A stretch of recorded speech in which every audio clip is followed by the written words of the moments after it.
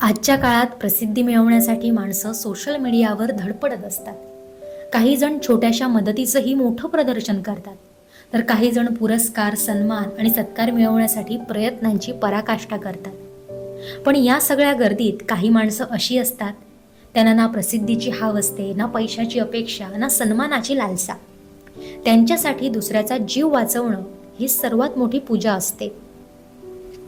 वेंगुर्ला तालुक्यातील तुळस गावचा काळाबाबू म्हणून सर्व परिचित असलेला रामदास नाईक हा असाच एक जिवंत देवदूत. परमेश्वर प्रत्येक वेळी स्वतः पृथ्वीवर येत नाही, म्हणून तो अशा काही माणसांना वेगळी शक्ती, वेगळं धैर्य आणि दुसऱ्यांसाठी जगण्याची वृत्ती देऊन पाठवतो. रामदास हा त्यापैकीच एक. कोणीतरी नदीत बुडत असेल, पुराच्या पाण्यात एखादं जनावर वाहून जात असेल, कुणाच्या घरात विषारी साप शिरला असेल, गावच्या नदीवर धोकादायक मगरी दहशत माजवत असतील किंवा पाण्यात कुणाचा तरी मृतदेह अडकलेला असेल, अशा वेळी बहुतेक लोक मागे सरकतात. पण अशा वेळी रामदास पुढे होतो, कारण त्याच्यासाठी संकट म्हणजे मागे हटण्याची वेळ नसते, तर त्याच्यासाठी संकट हे मदतीकरता धावून जाण्याची वेळ असते. काही वर्षांपूर्वी तुळस नदीत 3 तरुण बुडत असताना शेकडो डोळे हे दृश्य पाहत होते. पण जीव धोक्यात घालून पाण्यात उडी मारणारा एकच माणूस होता, तो म्हणजे रामदास. त्याने निडरपणे जीवाची पर्वा न करता तिघांनाही मृत्यूच्या दाढेतून बाहेर काढलं. त्या दिवशी तिघांचे प्राण वाचले. पण ज्याने प्राण वाचवले त्या देवदूताचा सन्मान मात्र कोणीच केला नाही. आजपर्यंत रामदासने अनेक बुडणाऱ्या व्यक्तींना जीवनदान दिलं. पुराच्या पाण्यात अडकलेली गायी, बैल, रेडे, कुत्री त्याने वाचवलेत.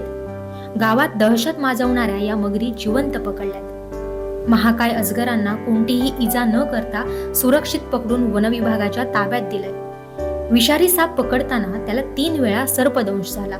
तो मृत्यूच्या उंबरठ्यावर जाऊन परत आला, पण त्याच्या सेवाभावात कधीच कमी पडली नाही. हे धैर्य विकत मिळत नाही, ही ताकद व्यायामशाळेत तयार होत नाही, ही वृत्ती फक्त माणुसकीतून जन्माला येते.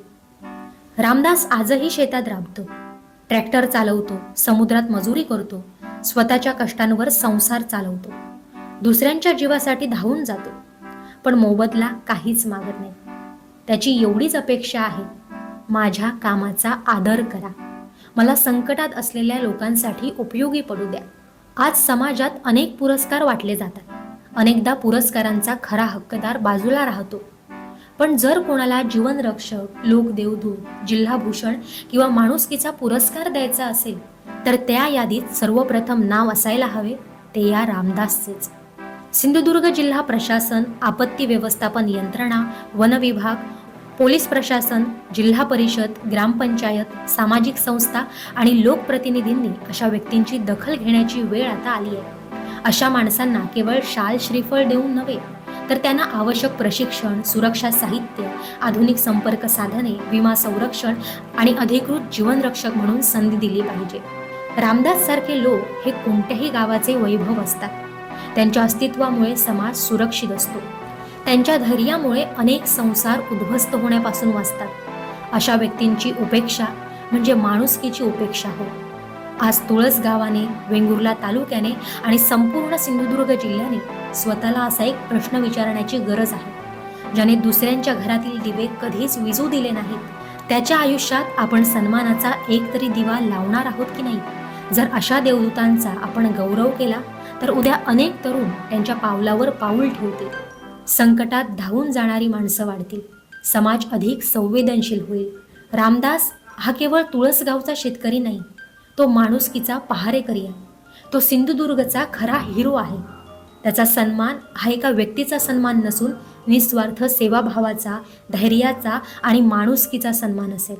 अशा देवदूतांचा गौरव झाला तर समाज खऱ्या अर्थानं समृद्ध झाला असंच म्हणता येईल. मी आता ती जोता बिता काढलंय ना, ते 3-4 जोता काढलंय, बोलणारी बैल वया हातले असे ते बुरकले असे ते वाचले, शाप एकदम ह्या झाले ते वाचून कसे व्यवस्थित बाहेर काढले, त्याच्यामुळे त्यांना जीवदान मिळालं. आणि असे बुडणारे जवळजवळ 7-8 बुडणारे 10-12 असे काढले मी. शाप एकदम म्हणजे आजूबाजू लोक होते त्यांच्याने समजवल्याने, पण असं लोकांका माहिती नसल्यामुळे असं जात होता कसा कोणी पटकन असे सांगायला बघत नाही. सांगा बिंगाक बघणार नाही, त्याच्यामुळे लोकांचो जीव असो पाण्यात बिण्यात असो बुडान मरतात लोक. आणि हे जर जगाचे आले तर त्याच्यासाठी मी असं म्हणजे कसं ह्याच्या पाठी माझा काही उद्देश नाही, असं म्हणजे पैशा बिशाचा असं काही उद्देश नाही. लोकांपर्यंत असा पोचावा आहे की हय बाबा ह्यो काढणार बिडणार असा प्रेता बेता सहल बरीचशी काढली मी, मगरी पण धरलं आहे. पण ते असे कोणापर्यंत समाजनात नाही ना, त्याच्यामुळे लोक सांगायचो काही विषय येणार नाही. ह्या जर लोकांपर्यंत जर समाजला ना तर ते लोक कसे आता येमुरल्याक आता नाही म्हटल्या तरी अर्धो तास एक समुद्रात एका बंदराच्या थंयसर बुडा होतो, अर्धो तास होतो, पूर्ण अर्धो तास वर होतो. पूण एक कोण थंयसर उतराक नाही आणि काडूंक नाही. तोच जर म्हाका माहिती आला आणि म्हाका जर समजला आणि थंय हेल्ले तर मी ताका कसोच काडले असतो, माझो जीव धोक्यात घालून जालो तरी काडले असते, पण ताका बुडाक दिल्लंय नसते. म्हणजे ह्याच्यासाठी आता लोकांपर्यंत जर समजला ना तर थंयसर कोणी बोलयतलो आणि ते लोकांचो जीव वाचतलो. ह्याच्यासाठी ह्या मी करतोय, म्हणजे प्रयत्न करतोय.